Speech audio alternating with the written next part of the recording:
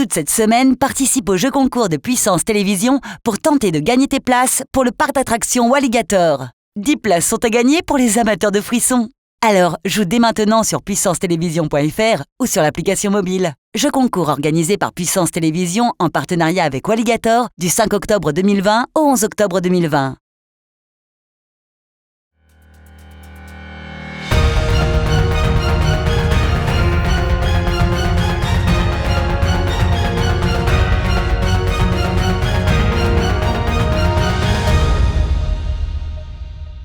Bonsoir à tous, je suis ravie de vous retrouver pour ce début de semaine et tout de suite les titres de ce lundi 5 octobre 2020. Le théâtre des Bleus de Bar a reçu un don important de tuiles pour refaire la toiture. Nous y reviendrons dès le début de ce journal. Le 5 octobre est la journée mondiale des enseignants. Pour cette occasion, nous irons à la rencontre d'une institutrice. Et enfin, nous terminerons ce journal avec une compétition de CrossFit qui s'est tenue ce dimanche à Ancerville.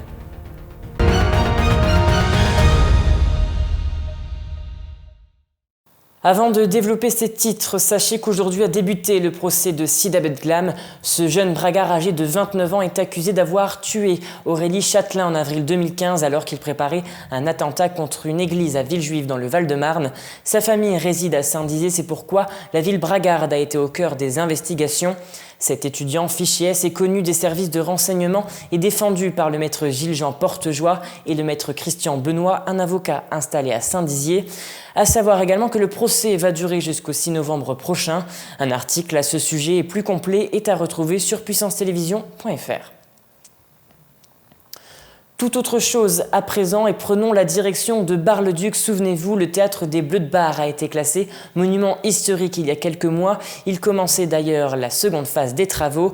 Mais ce matin, les membres de l'association Sauvons l'ancien théâtre des Bleus de Bar ont reçu 8 000 tuiles afin de rénover la toiture de cet établissement. Un geste qui a forcément touché toutes les personnes qui s'activent dans ce projet.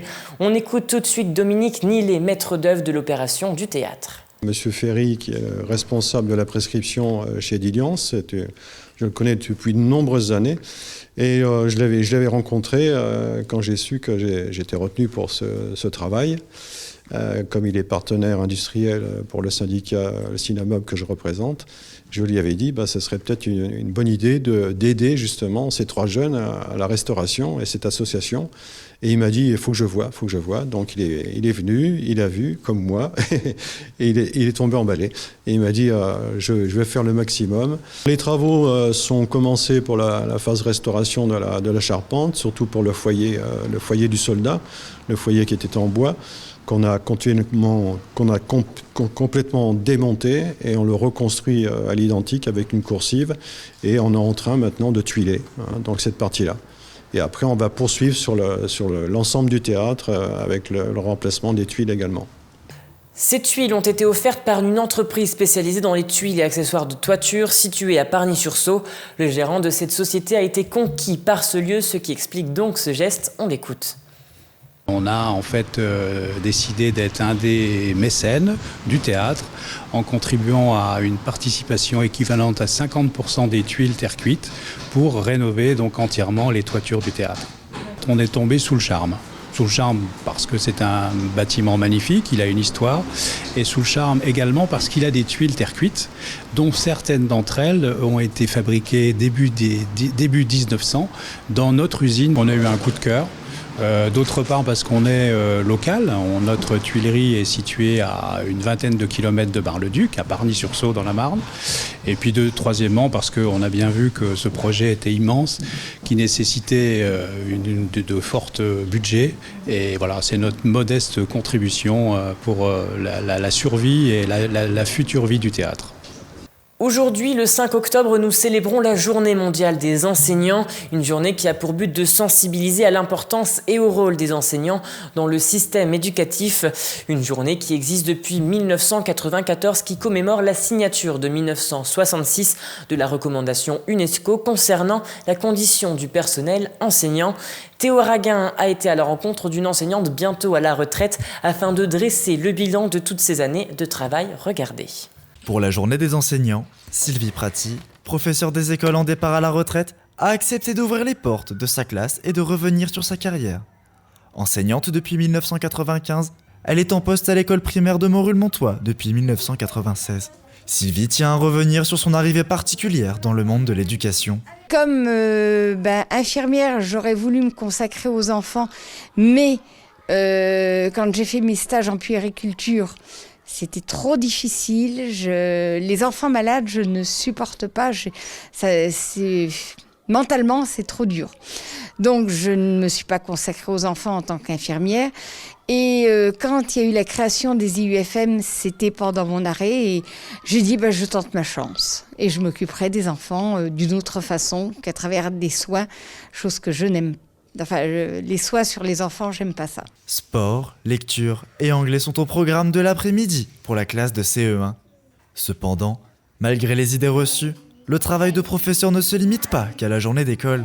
Le problème de l'enseignant, c'est qu'on voit pas tout ce qui est fait en amont et en aval après, parce que avant l'école, on a tout à préparer. On peut pas arriver, on n'arrive pas le matin en disant qu'est-ce que je vais faire. C'est pas possible, c'est ingérable. Et le soir, on a tout encore à ranger, à voir tout ce qui a été fait, à comprendre les erreurs. Et c'est tout un travail et préparer la journée du lendemain et tout ça. Donc oui, on voit pas le travail d'un enseignant. Sachant qu'elle va laisser sa place à un nouvel enseignant, Sylvie livre ses conseils aux futurs fonctionnaires de l'éducation nationale. Je vais dire quand même, j'ai dit à mon fils qui se destine à l'enseignement, que c'est pas une partie de plaisir forcément, mais qu'il y a quand même des jours qui sont tellement où on est tellement bien, on est tellement content de ce qui a pu être fait, tout ça, que ça efface quand même les mauvais moments. Il ne reste que quelques mois à Sylvie avant de partir à la retraite, l'esprit plein de bons souvenirs. Et du sport à présent, puisque le club de CrossFit Lucien d'Ancerville a organisé sa première compétition au sein du gymnase intercommunal. Une compétition nationale où débutants et confirmés ont répondu présents. Un reportage de Nargis Boussaïd. Rares sont les événements sportifs autour du CrossFit. Néanmoins, ce dimanche 4 octobre, le club Boxe Lucien a mis à l'honneur la discipline en organisant une compétition de taille au gymnase d'Ancerville, en Meuse. Début des hostilités 8h30 pour un affrontement à l'échelle nationale ouvert à tout pratiquant du CrossFit, hommes et femmes y compris. Près de 110 athlètes toutes catégories confondues sont venus de toute la France pour s'affronter. Nous avons des personnes même qui viennent d'Albertville, de Besançon, Reims. Et c'est notre première édition. On a voulu faire une compétition unique dans le coin. À part Reims et Nancy, d'autres ailleurs, il n'y a pas d'autres compétitions. Pompes, haltères et traction, les exercices se sont enchaînés à toute vitesse durant l'ensemble de la journée avec des épreuves de remorquage de disques, d'haltérophilie ou encore d'épaulés jetés. Beaucoup de gens ont peur de cette discipline alors qu'on adapte toujours les mouvements par rapport à ce qui est à la personne. Si elle est handicapée, si elle a une maladie, à chaque fois on oriente cette personne, on s'adapte au niveau des exercices.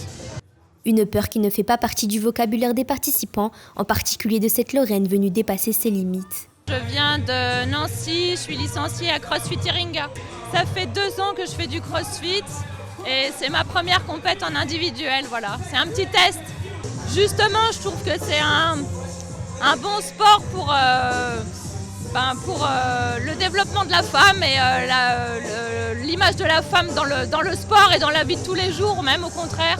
Les compétiteurs et compétitrices se sont défiés jusqu'à 19h sous les encouragements de leur coach, mais également du public présent, malgré le contexte sanitaire finalement bien respecté. Le port du masque obligatoire, un sens de circulation, le nettoyage des barres, du matériel, mais tout s'est bien passé. Grâce à une organisation pointilleuse, nul doute qu'une seconde édition soit au rendez-vous l'an prochain. Et c'est la fin de cette édition. Merci à tous de l'avoir suivi. Dans un instant, vos prévisions météo de demain. Très belle soirée à tous. Toute l'actualité qui vous concerne, à voir ou à revoir, dès maintenant sur puissancetélévision.fr et sur notre application mobile.